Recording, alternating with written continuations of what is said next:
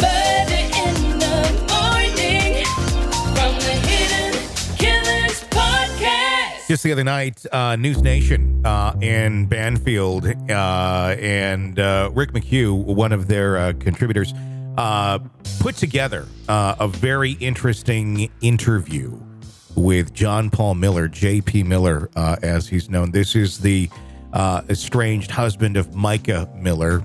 The internet's been just going crazy over for the last several months now, after the tragic death of Mica Miller, where she took her own life in the woods. Lots of people arguing about that, saying that couldn't have been. I don't know. I mean, the evidence certainly does point to suicide, and pretty solid evidence pointing to that she did take her own life. So there's no way are we saying that he was involved in that in any sort of direct way of pulling a trigger or anything of that nature. But a lot of people have questions. How did she get to this place? And his behavior has been bizarre, to say the least. That's my conjecture. I'll let you have your opinion here. We're going to break down some of that interview from Banfield and NewsNation, which it is up on their website, newsnationnow.com, or their YouTube channel. I do highly encourage you go and check this out. But it's a bizarre story. And I should say this: John Paul Miller's never been charged with anything. He is a free man, and there's, as far as we know right now, no investigation necessarily into him. But just weird behavior.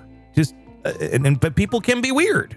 So is it just that? But what's going on? Lots of questions unanswered from this whole case. In this interview with NewsNation's Rich McHugh, John Paul Miller discusses the months leading up to his wife's death, the intense public scrutiny that followed, revealed his efforts to persuade Mica to take lithium for her mental health struggles to stay with him. That's a big point of this whole interview. And his story is that she was off her meds, and he'd been trying to get her to take the meds, but she had left him. And I think from the evidence we've seen from her own testimony, for good reason, there's allegations of abuse. He denies all of that, but her own words say this. Her family says that. He says this is all the rantings, basically, and I'm just paraphrasing, of a mentally ill woman. I don't know the answer to what truly is going on here, but it's all very bizarre. Let's take a look at this first segment here. When Rich is asking John about, did you know that this was going to happen? Was there any signs? This is from NewsNation. I've been talking since this happened, basically, communicating over text. Why now? Why the decision to speak now after all this time has passed? Where's your head at? Well, I think a part of it is I finally got the approval of my attorneys to do so. They, the ones working on the defamation cases, they said it's easier to win a defamation case the more the people talk. And so they've been collecting a lot of evidence over the past while. And also I think that now that some of the emotion has died down in the world and with people that are led by their feelings, I think now they deserve to hear some logic and some truth, and make their own assessment. So. Do you miss her? Yes, sir.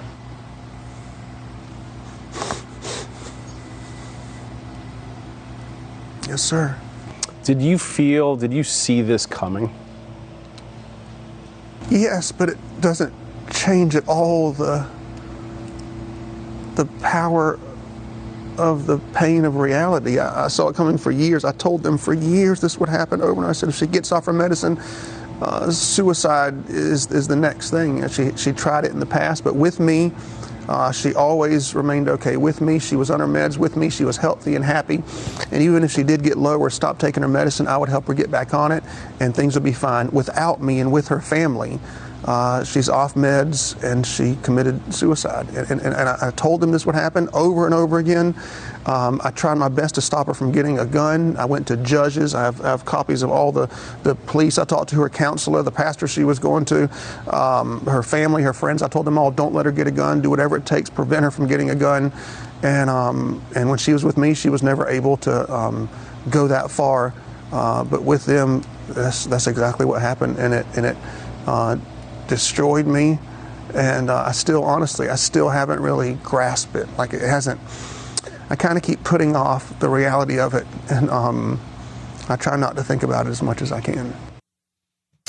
On the day of her death, Mica Miller drove alone to a pawn shop, purchased a gun and ammunition, then made it to another stop at a gas station before heading to Lumber River State Park. There, she dialed 911 and informed the operator of her intention to die by suicide and where her body could be found. Police arrived within 10 minutes and discovered her body. This is what he had to say about that with NewsNation. I didn't think it was real. I thought her family had made it up and had somebody call me and say that. So that's one big thing. I didn't think it was real.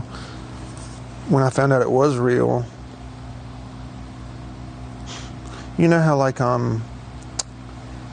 you tell somebody something, you tell them. Then when it happens, you don't want to say I told you so because it's a horrible thing. That's what I felt like. I felt like I told y'all, like I told her family this so many times you can't imagine. I told her friends this. I told everybody. I said, if y'all don't get her lithium, she's going to commit suicide. Her doctor told her this on paperwork where her doctor said this. And then when I get the call, I felt like the world's biggest failure because I spent the past 3 months when her family got her out of the hospital and didn't bring her home. And her dad talked her into buying him a car and all this stuff was happening that was all crazy. I made a vow that I was going to do something every single day to try to get her back on her lithium and save her life. And so every day I did something. Sometimes I did 4, 5, 6, 7 things. Some days it's just one thing. But every day, whether it was an email, a text, visit someone, talk to a family member, talk to a friend, go somewhere, go to a judge, go to probate, I'm going to do something to save her life. And I spent every single day for those 3 months doing that. So getting that phone call made me feel like the world's greatest failure. I was against the whole world because everyone told me that it wasn't true and that I was making it up and that whatever they were saying. So it was me against the world for 3 months and I failed. Well, there's more to this. What I find interesting is how much he's making her death about him. Yeah. That feels really empty to me. Like, yes, I understand that you are affected by it, but what led her to that is really important. And I'm not sure this is turning into, but what about me? What about me? What about me? I did this. I felt like this. I felt like that. Like, okay, great. We've heard you repeat that 20 times now. It's a bizarre way of reacting. And again, I don't think he killed her. I don't. But I don't know what the fuck is going on here because this is just such a weird, discombobulated reaction to something so horrible that it just feels very weird. And it might just be that. Well, this might be a really weird off guy. From what we can tell, kind of seems like it. What bothers me so much, and, there's dysfunctional relationships all over, so many people probably listening to us right now are in a dysfunctional relationship. What bothers me so much is the shit that he did to her before she killed herself. A topless photo online, slashing her tires, putting a tracker. But he's denying all that now. He's denying that those things. He's denying that those things ever happened. He's saying that those things just happened. He just wrote them in an email because she was having a mental health episode, and the only way to get her to come back was to put that in the apology letter, saying that he was doing those sorts of things. This is how he's been explaining it now with NewsNation. Well, then he's got some issues because if you can't be honest in a relationship and all you're doing is lying and walking on eggshells, you've got a problem. Well, that's not a good way to live by any means, but it is weird to say that. Again, I mean, mental health is a crazy thing, but I don't know. It seems like a weird excuse of saying that you did all this just for so she would get back on her medicine. And if that's the case, then that's horrible. But it's bizarre. The whole thing is bizarre. Let's keep listening. What was the call and who was the call from and what did they say? Man, it was a man I got a call, and it was I think it was a detective. I think, and I remember him being very calm and very nonchalant. And so that's when I thought, well, this is not real. And so I started screaming. I had a family member that was there with me. I started screaming for them to use their phone to call the hospital where the guy said she was at. And my family member called the hospital and said it was real. And I still didn't believe it. And so I called a police chief that I know somewhere around here, a captain or somebody. And I said, there's a detective named such and such on the phone telling me these things.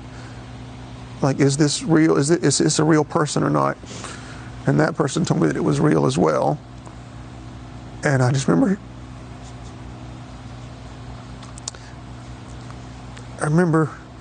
screaming really loud and throwing up everywhere. And What did they tell you? I remember throwing up. Did I have spaghetti that day? It was a lot of throw up. It was something red. That's the weirdest fucking line of this entire interview. Did I have spaghetti that day? I did a spit take when I heard that the other day. I was like, what? He's talking about what he ate. Did I have spaghetti that day? It reminds me of an Eminem song, you know? This is the weirdest thing to say. Who the fuck talks about throwing up? And then in the interview, was that Taco Bell I had that day? I mean, what the fuck? What the fuck was that? Your wife's dead, you know? Is that what you're talking about? What your vomitus look like? Did I have spaghetti that day? Yeah. I'm sorry? What did they tell you? And then he loses his train of thought. I'm sorry? Contemplating spaghetti. I don't remember that. Oh, no, I don't remember that. Hold on. What do you remember? What don't you remember? I don't remember. He said, my family member called the hospital and spoke to, I think, either the head nurse or medical examiner or somebody. And that lady read me stuff that the Robinson County, I guess, had wrote on a piece of paper. And she was reading me suicide and the weapon and where it was at and all these different facts. And so then because the detective would not tell me it was suicide. And then I called him back and told him what the hospital told me, and he was pissed off and asked me who that lady's name was, and I didn't know her name. And if I did know, I wasn't going to tell him anyway, because I'm glad she told me. Anyway, and so, and I said, is this stuff true? And I can't remember if he said yes or just hung up. I don't remember. Do you remember what he said, though? Oh, man, I don't remember at all. If I try to enunciate it, I'll probably be making something up based on all the crashing of everything going on. So I can't tell you for sure. It's really important to watch this interview and watch his eyes. There's something about it. I don't know what. I'll let you glean from it what you will. Court documents reveal a tumultuous relationship between Mica and John Paul Miller, marked by allegations of abuse. Mica accused her husband of stealing her car, installing a tracking device, hospitalizing her against her will, and grooming her since she was 10 years old. In an email obtained by NewsNation, John Paul Miller apologized for posting a topless photo of Mica online, saying, quote, "I'm sorry for putting a picture of you on the internet," he wrote. "It was for less than 1 hour and immediately taken down. I was hurt that you are telling everyone horrible, intimate details of my past sin, and I just wanted to try and hurt you. Please forgive me. It was evil of me to do that."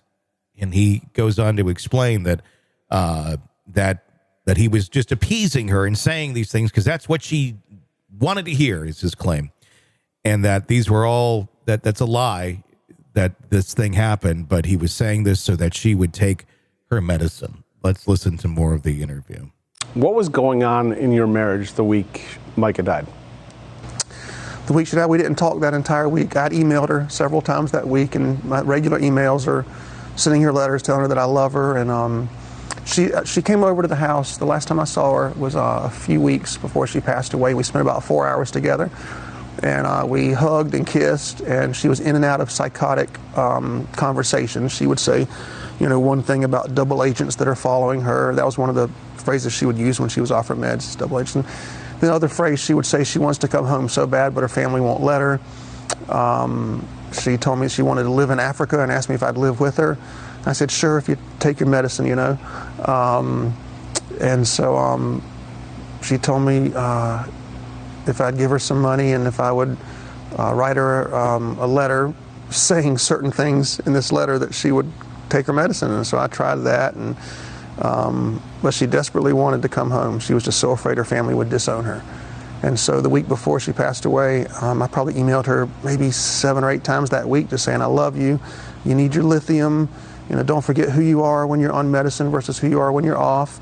She had lost 40 pounds in a month, and nobody that was in her life thought to take care of her. Nobody. She was living with a former registered nurse. Her family, quote unquote, were taking care of her. She lost 40 pounds in 1 month, and no one thought she needed help. She was talking about living in Africa. No one thought she needed help. She's making videos on Facebook, and if you see the videos, you know it's not her because she has a different cadence, a different tone, a different amount of words per minute when she's healthy and on medicine than when she's off. And the way she was even looking into space when she's taking those videos, you knew she was delusional. And if somebody loved her enough to take her to a professional and say, okay, this woman says she's being abused, or this woman says, this, or she's lost 40 pounds in a month. If someone thought, I need to take her to a professional, that professional would have known that she needed medicine. And the reason I know that's true is because I took her a few weeks before she passed away. I took her to probate court. And in 3 minutes time, she went in, she walked back out. When I went in, they said, your wife is mentally ill and she needs medicine desperately. And I said, okay, let's do it. Let's get her the medicine. Let's get her help. And they said she's not a danger to anybody in society, so we can't force her to do it. But if one of her family members or friends had taken note of the way she was acting and seen what was happening to her physically and taken her to just one professional, they could have saved her life. He's got an answer for everything, doesn't he? He does. He's yeah. got, I would think in this situation, he would just be quiet and go, we tried everything, Yeah. I mean, he's discounting and trying to discredit Mica herself in the videos that she made online, saying that's not her. It's she's staring off into space. Like, I don't one of the most calm, sane videos that I've seen of this case has been her talking about abuse and has been her talking about getting out of abuse. Yeah. And that is to me a very powerful, not crazy video. The only times that we see these allegations of double agents and all sorts of shit like that are things that he's saying. I'd love to, if there's videos of that, let's see them. But all we've seen is seemingly him saying that she's doing these things. The videos that she's put out when she was alive didn't seem to have any, they actually seemed to be pretty grounded in someone who was finding their way out of a situation that they were not happy in. 9 days after receiving an email, Mica Miller sent an affidavit to her attorney detailing the abuse that she had suffered since their marriage. Since the day we became husband and wife, I have been abused in every way I can think of, emotionally, sexually, spiritually, financially, and physically, she wrote. She also accused John Paul Miller of showing up in person around town and putting tracking devices on her car. The former pastor acknowledged writing an apology email, but claimed not everything in it was true. He asserted that Mica had demanded $10,000 and an apology letter in exchange for taking her medication and coming home. I got to the point where she says, you know what? I'll take my medication and I'll come home if you'll give me $10,000 and you'll write me an apology letter, he said. Look, I'm not here to say that that's not impossible, but I've never, ever heard of anyone doing anything of that sort to take their medication. Extremely mentally ill people. Never. This is just sounds so bizarre. So it feels bizarre. And part of my thought process is, why do we know so much about this case? Why is this out in the public? Because he made it public. Exactly. We wouldn't know about it unless if he hadn't opened his mouth and started sharing all of this randomness with everyone. That's what's made everyone go and look at this like, what the hell is going on here? It just leads to so much confusion because it's not adding up as the typical someone's trying to hide a murder case. I don't know what to make of it other than it's just really weird. Mica Miller's family and friends described a different scenario, alleging that John Paul Miller felt like, quote, he owned her and exhibited patterns of abuse and violence. Sierra Francis, Mica's sister, stated in an affidavit that Mica had expressed fear for her life, saying, quote, if I end up with a bullet in my head, it was JP, unquote. Despite these allegations, John Paul Miller maintained that his wife was safe, healthy, and happy when she was with him. He recalled incidents where Mica expressed suicidal thoughts and his efforts to ensure that she received medical help. She would wake up and say, I think I'm supposed to die today. And I said, no, honey, you're not going to do that, he recounted. Following Mica's death, John Paul Miller announced her passing during a sermon, attributing her death to mental illness and asking the congregation not to discuss it within the church. Reports indicate that Mica had filed for divorce multiple times and had posted a video on Facebook weeks before her death offering advice to those in abusive relationships. Let's listen to more. First, let's discuss why I preached that morning. Is that okay? Okay, so people have been asking that. So have you ever taken any psychology classes or anything like that? Very few. Okay, yeah, I haven't taken any. So I would love to find a book or a psychology professor or someone that could tell me the correct response when you spend 7 years trying to keep someone alive by just taking a few pills that their family tells them not to take. Then when they don't take it, they go into a hospital, their family takes them out, and then you spend 3 months trying to get them help when their family's telling them that you're evil and the bad person. And then it finally happens, the thing that you've been dreading for 7 years, then you're trying to prevent for 7 years, then it happens. I don't know what the correct response is, right? Am I supposed to stay home and cry? Am I supposed to go out with my friends? Am I supposed to go to a bar and drink? I don't know what the right thing is, right? As a pastor, should I just get on my knees and pray?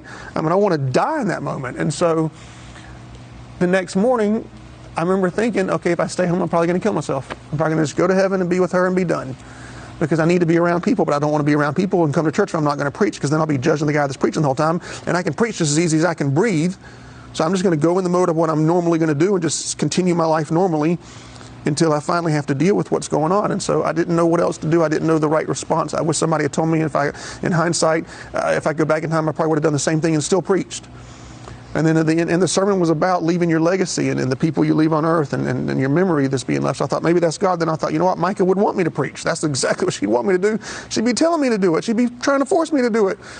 So I preached. And then at the end of the sermon, when I made the announcement was made. And of course, I'm not in a clear thinking frame of mind. I mean, it's like, it's not like I'm, kumbaya and got it all together. I said what I said because I didn't want them to think that it was because she's a bad person, or I wanted them to know, like, if Mica does anything that's out of character, it's because of her mental illness. It's not because of her.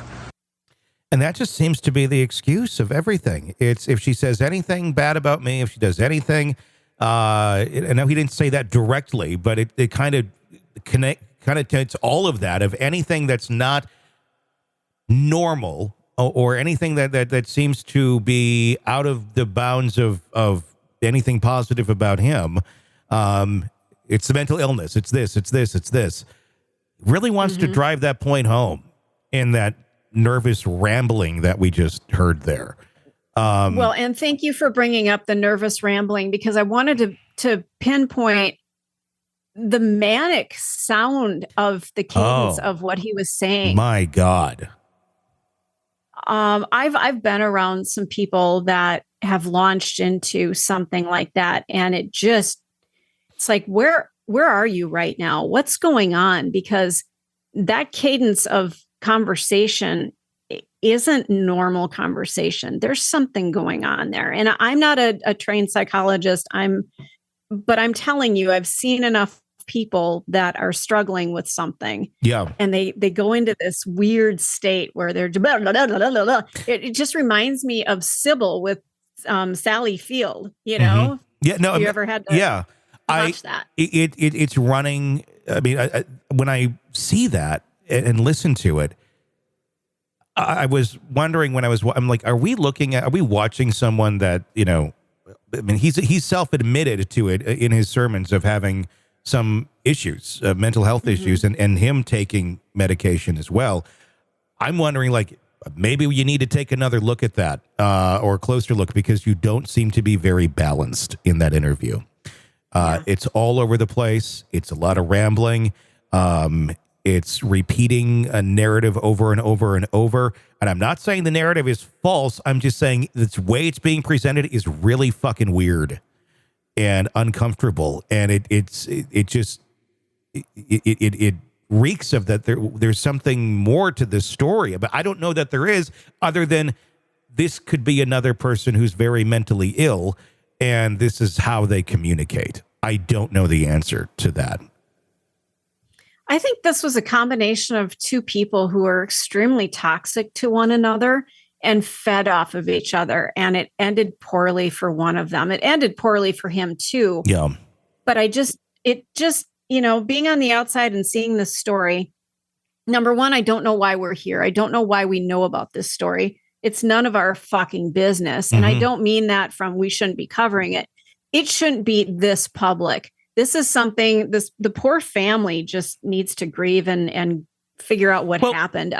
He's the one who made this public, and it just feels like we're all just peering into somebody's window at night. Their lights are on and they don't know that we're staring in, is how it feels. It does. And that's what makes it so weird, because I don't feel like he's necessarily trying to cover up a murder. I really don't feel that way, but I don't know what he's trying to do either, other than really just unload a whole bunch of private baggage about her publicly that doesn't need to be unloaded publicly. Right. It's like, have some respect for the woman. I mean, if she was suffering from all these things, okay, she eventually, hopefully she's in a better place now. And unfortunately that caught up to her. And she did what she did. But why are we out there spewing all of this stuff the way that it's being spewed? It's just weird. It's weird. It's nothing I could ever contemplate doing to a loved one if they had ended their life in a horrible way. I don't think I'd be out there like, and by the way, here's all the fucking crazy shit that they did. It's like, I mean, you're not charged with anything. And if you look at the case itself under a bit more of a microscope, it doesn't, like I said, it doesn't appear that this was anything other than a suicide. It doesn't. Was there abuse and all that? That there's allegations of it. I'm not here to judge it either way, but there certainly is a lot of people saying there was, including Mica herself. But there's only two people who know the answer to that, and one of them's dead. Yeah. But it's just fucking weird. When Mica Miller's death was ruled a suicide, John Paul Miller did not question the investigators' findings, believing there was no other plausible explanation. "My Lord, let my wife be at peace. She's in heaven," he said. "She's not worrying about all this stuff. She had suicidal tendencies over and over, year after year, off medication especially." It's, I don't know. I mean, he can argue on his end that he's just trying to get his side of the story out, as people are going through this with a fine-tooth comb, and he wants to have his voice heard. But he's not doing himself any favors. I'll tell him that much. He's not doing himself any favors. No. If that is the case, find a better way to communicate, because this is not helping his... It's making people far more suspect of him than ever before. And I don't know what suspect of. That's the thing, because I don't think it was murder. I think people certainly suspect abuse with the allegations that have been made, but we don't know. I just don't know what the benefit to this is for him. He's getting attention, and you've brought that up before. I just feel like this might be his way of trying to heal, and I feel it's damaging her legacy, her reputation. He's aired everything, and she deserves closure and privacy at this time. Yeah. That's my feeling. Well, I feel like it's damaging him too, the more he speaks. If he wants to keep preaching and not have people questioning what the hell's going on, it's just, I don't know. It felt like a train wreck.